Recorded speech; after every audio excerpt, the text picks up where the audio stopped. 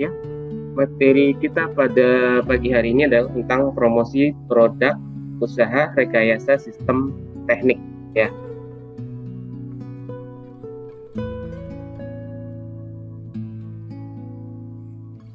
Jadi materi utamanya adalah promosi produk rekayasa sistem teknik. Materi pokok yang akan dipelajari adalah tentang pengertian strategi promosi itu apa, kemudian macam strategi promosi itu apa, kemudian perencanaan dan pelaksanaan strategi promosi itu bagaimana.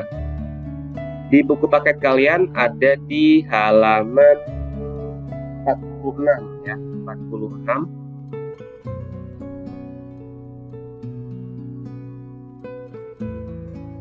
Ya, di buku paket kalian ada di halaman 46.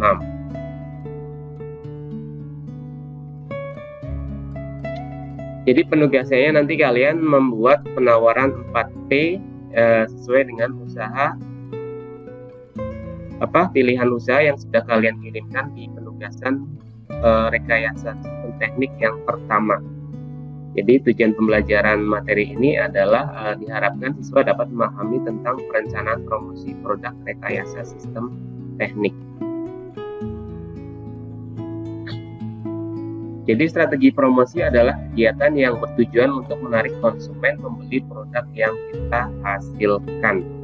Ya, yang namanya promosi adalah pasti ya, promosi itu menarik konsumen. Bagaimana membuat konsumen mau membeli produk yang sudah kita produksi. Kemudian ya, ini quotes aja, bahwa tujuan tanpa perencanaan seperti ingin melakukan perjalanan tanpa peta. Ya, segala sesuatu pasti perlu yang namanya perencanaan. Itu juga sebuah promosi. Bagaimana promosi itu bisa sukses kalau kita tidak merencanakan, kita tidak mendesain promosi itu sesuai dengan produk yang kita hasilkan. Jadi harus disesuaikan tentang kontennya, konten apa yang akan dibawakan di promosi itu, dan tempatnya seperti apa tempat yang akan jadi sasaran produknya. Nanti di penugasan kalian di bauran penawaran 4P itu kalian harus bisa menjelaskan yang seperti itu. Kita lihat teori-teorinya dulu. Jadi tujuan utama dari promosi adalah bagaimana mempromosikan ya, bagaimana membujuk serta mengingatkan pelanggan. Di situ ada menginformasikan, mempengaruhi dan membujuk serta mengingatkan pelanggan tentang sasaran bauran dan pemasaran yang dilakukan oleh si pembuat produk. Ya, yang pertama adalah menginformasikan bahwa di dalam konten promosi itu isinya adalah menginformasikan. Yang namanya informasi berarti harus jelas ya, harus jelas. Ini produknya apa, ini komposisinya apa, spesifikasinya apa, kemudian keunggulannya apa gitu kan. Kemudian pasti dari segi harganya berapa. Setelah informasinya tersampaikan, maka berikutnya adalah bagaimana konten dari promosi itu adalah harus bisa mempengaruhi ya dan membujuk. Mempengaruhi dan membujuk. Beda ya kata mempengaruhi dan membujuk. Itu sama apa enggak? Beda, Pak. Beda. Mempengaruhi berarti mengajak. Kalau membujuk, Mempengaruhi kayak belum tentu ngajak deh, Pak. mempengaruhi belum tentu mengajak. Ya. Iya, cuma di apa ya, ditarik gitu loh, Pak. Ditarik gitu. Ya. Jadi kalau mempengaruhi masih sistemnya apa ya, persuasif gitu ya. Jadi hanya kata-kata himbauan ya, hanya kata-kata himbauan. Sedangkan kalau membujuk biasanya nanti disertai dengan promosi gitu ya. Kalau membujuk biasanya nanti disertai dengan embel-embel, ada diskon, ini sedang promo gitu kan. Betul, Pak. Iya, Pak, kayak gitu. Gitu ya. Ya. dan mengingatkan pelanggan untuk bisa membeli bauran penawaran yang ditawarkan oleh si pembuat produk. Jadi tujuan utama dari promosi adalah seperti itu. Jadi kalau kalian buat konten tentang promosi, isinya harus 3 hal tersebut: menginformasikan pasti, mempengaruhi dan membujuk, serta mengingatkan pelanggan. Ya kalian bisa lihat contoh-contoh iklan, contoh-contoh promosi yang ada di media-media, pasti itu isinya adalah tentang itu, tentang bagaimana menginformasikan dengan benar sebuah produk, kemudian mempengaruhi dan membujuk, serta yang belakangnya pasti mengingatkan. Kalau iklannya udah lewat, bagaimana caranya biar si konsumen ini tetap ingat, ya, tetap ingat, iya itu ada iklan itu kayaknya deh, bagus produknya, belinya di mana ya? Ada, pasti belinya di mana bisa ada, karena itu berkaitan dengan place nanti ya. Materi bauran penawarannya adalah place, tentang bagaimana produk bisa didapatkan, tempatnya ada di mana, itu harus jelas.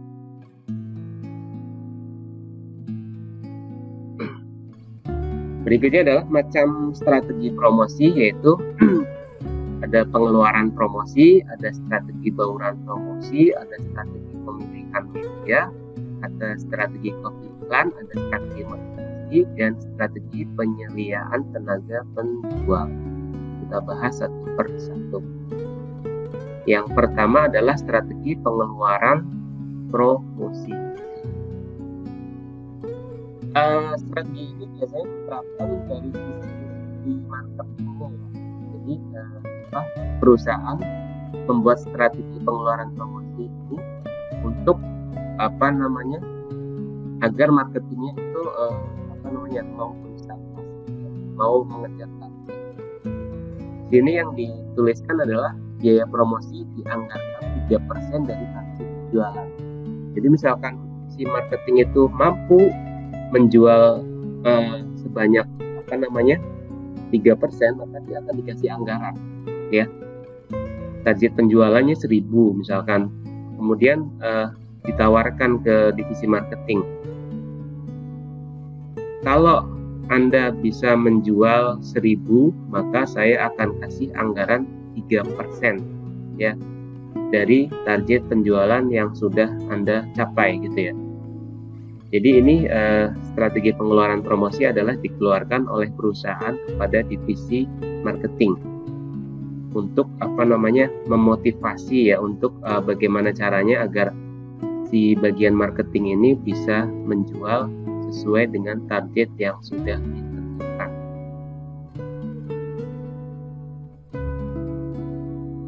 Berikutnya adalah strategi bauran promosi, yaitu tentang pembuatan iklan.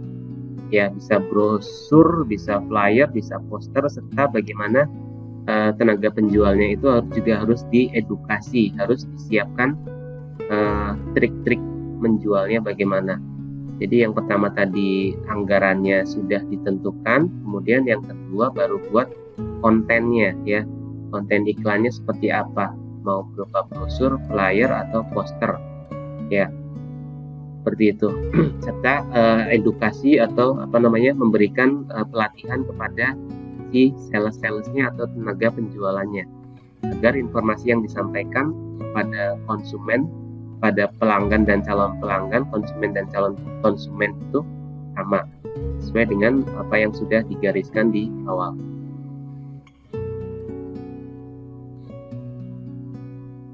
Yang ketiga adalah pemilihan media, ya. Ini penting, bagaimana kita bisa berpromosi dengan efektif. Kalau kita salah media, maka promosi itu yang sudah pernah Bapak bilang ada namanya boncos, gitu ya. Boncos itu anggarannya sudah keluar banyak, tapi ternyata dari anggaran yang sudah dikeluarkan itu menghasilkan sedikit target, ya, sedikit target yang bisa masuk ke dalam atau mau membuat atau mau membeli produk yang diiklankan. Jadi pemilihan media ini penting dikaji dan diteliti, gitu ya. Misalkan mau berpromosi hanya di sekitar lingkungan SMA Polri, maka media yang paling tepat adalah media offline, misalkan. Karena dengan media offline kita bisa langsung datang ke lokasi, kemudian kita tempel selebaran, kita bagi selebaran, ya udah langsung. Tapi kalau kita pasar marketnya menarget market yang lebih luas jangkauannya, maka akan lebih mudah kalau kita manfaatkan media online, media sosial seperti itu. Jadi pastikan ini sesuai dengan target marketnya itu siapa, harus tepat memilih media. Berikutnya adalah strategi copy iklan, yaitu tentang mengomunikasikan pesan yang mudah diingat oleh konsumen. Misalnya kami bantu Anda, apa itu tulisannya? Kami bantu Anda melestarikan bumi, ya. Yaitu adalah jargon, itu adalah pesan-pesan promosi yang kira-kira bisa dibuat sedemikian rupa sehingga konsumen akan ingat. Kalau ada kata-kata itu pasti akan merubah produk yang sudah kita buat, ya seperti itu. Seperti yang kalian sudah sangat familiar adalah misalkan minuman yang ada manis-manisnya, atau tagline yang lain yang mungkin kalian paling ingat itu banyak sekali ya. Misalkan kalau mau beli air mineral, kenapa kita bilangnya Aqua, itu kan berarti udah sangat membumi gitu ya. Padahal Aqua itu adalah merek kan, air minum, bukan air putih biasa ya, itu adalah merek. Tapi kalau kita mau beli air dalam kemasan atau MDK itu biasanya kita akan menyebut Aqua ya, walaupun sekarang udah banyak merek-merek yang lain. Ya, itu adalah tentang strategi copy iklan. Berikutnya adalah tentang strategi penjualan. Ya, ini adalah tentang distribusi salesnya. Ya, menggunakan tenaga penjual yang dibagi-bagi sesuai dengan daerah penjualannya. Jadi biar promosi atau marketing itu berjalan dengan optimal, maka alangkah lebih baik kalau misalkan dari si ketua divisi marketingnya itu membagi anak buahnya atau membagi stafnya ke daerah-daerah yang sudah ditentukan, tidak berfokus kepada satu daerah, tapi sesuai dengan target marketnya itu ada di daerah mana. Jadi tentang distribusi orang-orang atau sales yang akan informasikan produk. Berikutnya terakhir adalah strategi motivasi dan penyeliaan kerja.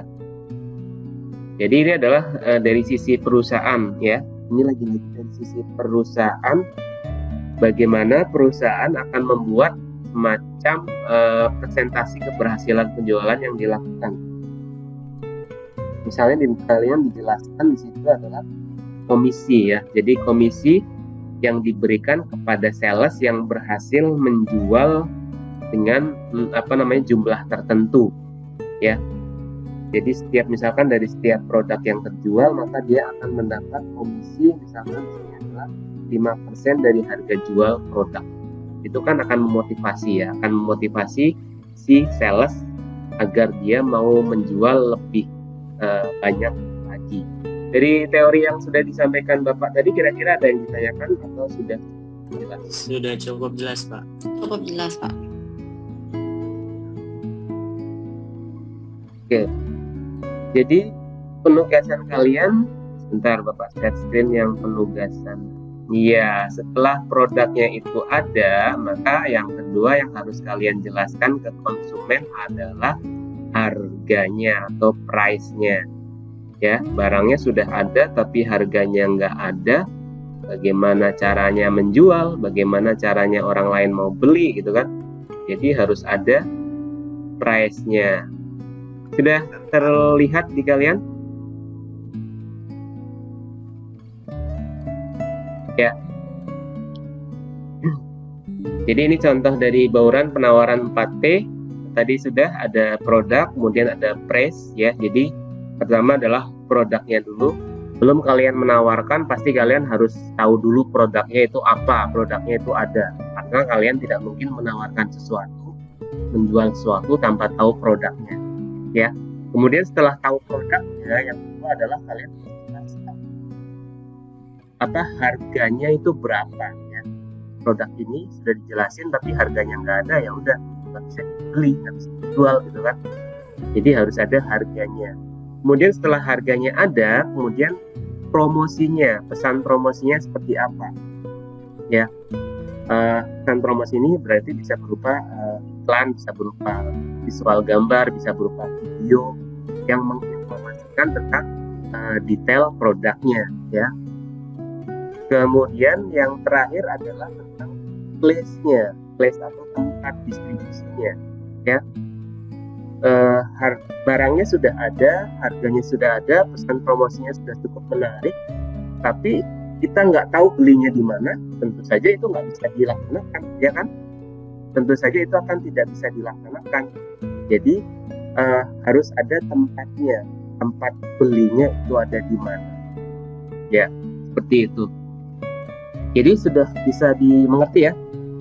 Jadi yang harus kalian lakukan adalah kalian membuat bauran penawaran 4P yang mana produknya adalah disesuaikan dengan produk yang sudah kalian pilih di penugasan 1 bab rekayasa, ya.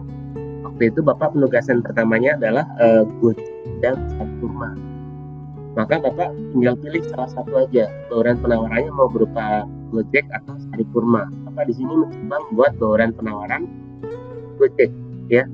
Produk yang ditawarkan apa? Produk yang ditawarkan adalah di sini aplikasi Gojek, ya. Di dalam aplikasi itu kan ada GoRide, ada GoFood, ada GoClean, ada GoTix, ada GoFix, ada GoGlam. Itu kan nanti produk-produknya, ya kan?